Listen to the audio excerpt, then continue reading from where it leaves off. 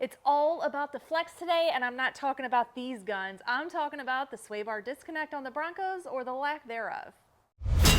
Buckle up, Buttercup! Hey guys, welcome back to the channel. In today's video, I am working on the Big Ben two-door today, and we are adding the PLM end links that you can find at buckleupoffroad.com. Now, with Buttercup 2.0, I have the luxury of pushing a button, and I have a sway bar disconnect. But when it comes to this one, I don't have that luxury. So in today's video, I am adding these end links to the two-door. I'm going to show you how to install them, and then we're going to take it off-road. I'm going to show you all of this in action. Now, before I go any further into this video, Ford has coined the term sway bar disconnect. That's the same thing as a sway bar disconnect. It's a stabilizer bar. So for reference, if I say any of those things throughout the video, it's referring to the exact same thing. But let's learn a little bit more about these PLM end links. Your factory sway bar is designed to keep your Bronco feeling stable during on-road conditions, most importantly helping with body roll and weight transfer through cornering. The downside, this ties both of your front wheels together, limiting movement and articulation when traction is needed most, such as trail riding or rock crawling. So if you're in my shoes when it comes to the two-door Big Ben, you don't have that button to push and for that articulation to happen until now. These PLM end links, pull it apart.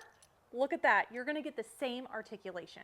This mod is not for everyone. If you don't wanna get out of your car and pull a pin, it's probably not the best option for you. If you're also not a fan of noises, this is probably not gonna be for you because these are heim joints, so when you're doing some on-road or even off-road stuff, you're gonna hear a little clinking here and there.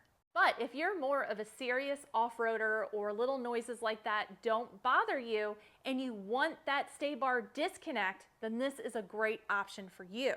By adding these end links, you are going to get some more suspension travel. Another great feature of this end link is they're adjustable, meaning you can fine-tune the length of your end link depending on your lift or other off-road suspension upgrades. Now you know a little bit more about the end links, let's get started with the install.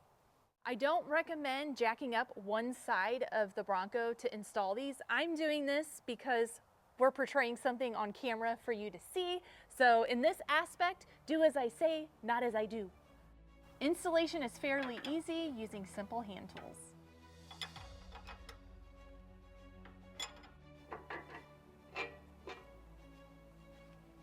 We measured from the stud to the mounting point for the proper length.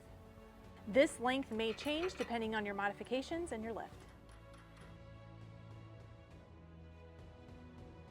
These end links are not compatible with Haas suspension, so make sure you check the listing to make sure this is compatible with your Bronco trim.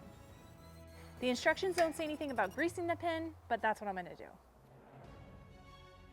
PLM does include a mount that you can mount your end link to when not in use, so that way it doesn't interfere with your suspension travel.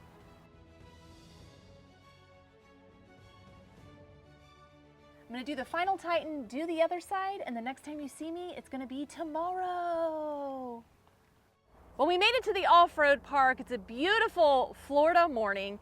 We had a pretty good drive here. It's about a 2-hour drive to get to the off-road park, so a lot of highway, back roads type of driving.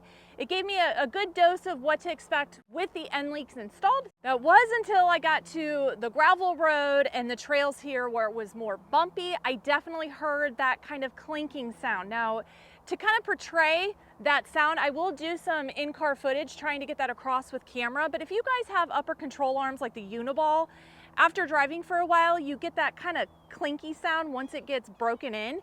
And I feel like you're gonna get that very similar sound with these end links. Now, I don't think it's gonna be really bad on road, but you're definitely gonna hear it when you're off-road, but you're also gonna have it disconnected when you're off-road. So it's like a give or take. You may hear it. If it bothers you, that's why I really want you guys to know what you're getting yourself into. Now, there is gonna be a little bit of a drawback when we disconnect these end links. That's because I have no lift on this and some big 35s.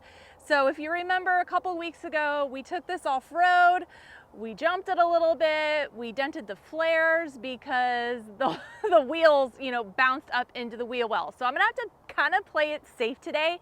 I'm not gonna do anything high speed. I'm not gonna do anything that could cause damage to the wheel wells. But now I'm gonna get in the Bronco. I'm gonna try to get the sound of the end links, kind of that clinky sound that you could get when you're off-road. I'm gonna see if that's gonna come through on the camera, I don't know.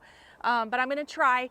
And then we're gonna do some obstacles to show you the flex with, you know, what you can expect when they're connected and what you can expect when they're disconnected.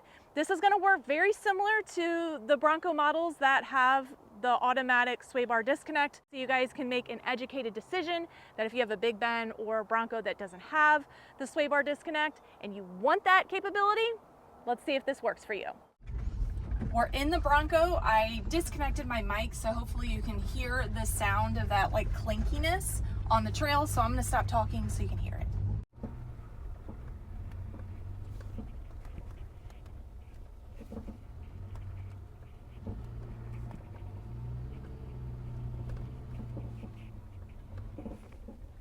I just re-watched the footage. You can kind of hear that little clunk, clunk, clunk, clunk, clunk, clunk, clunk. That's my impersonation of the sound.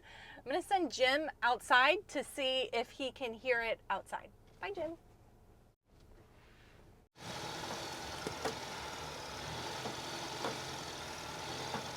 We re-watched the footage. This is the best I can get to kind of show you that sound you can expect. It's not like a crazy annoying sound, but I don't want somebody to buy this and be like, it makes a sound. It is a heim joint. Yes, it's going to make a sound. So I just want to make that evident that it is possible.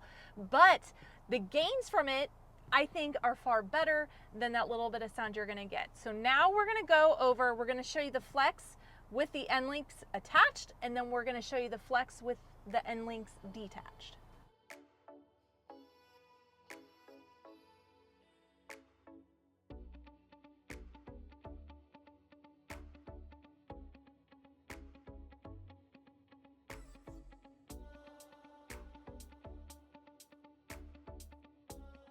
It's a big visible difference. You're gonna gain some more traction, so it's gonna be very helpful for those obstacles off-road.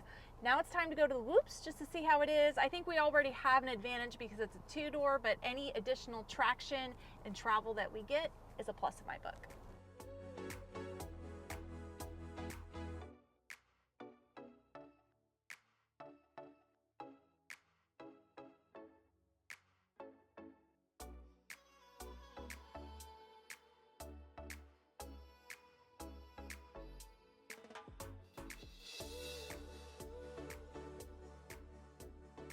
You can really tell the difference inside driving it, the wobbliness, and I don't know, it's just sturdier. It's crazy. I'm used to that in the four-door, but I've never been able to feel that in a two-door. And with the shorter wheelbase, I feel like having a sway bar disconnect on a two-door is, for real, the ultimate off-road machine.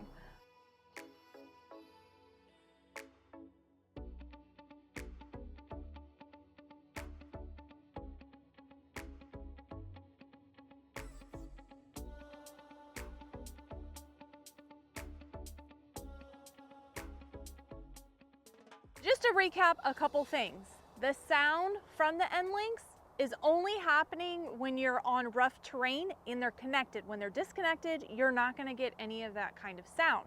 Next, the drivability of it is definitely different with them disconnected and connected. However, I think this is a wonderful alternative for people that don't have that option on their Bronco. A little word of advice is greasing those pins do make it easier to disconnect and reconnect. So I highly recommend doing that. I don't feel like that's in the PLM instructions at all, but that is in the Buckle Up Buttercup instructions to make your life easier. So overall, I am really satisfied with the PLM end links. Of course, you can get these at buckleupoffroad.com. Be sure to check it out. Be sure to like and subscribe for all kinds of awesome content. And until next time, guys, buckle up, Buttercup.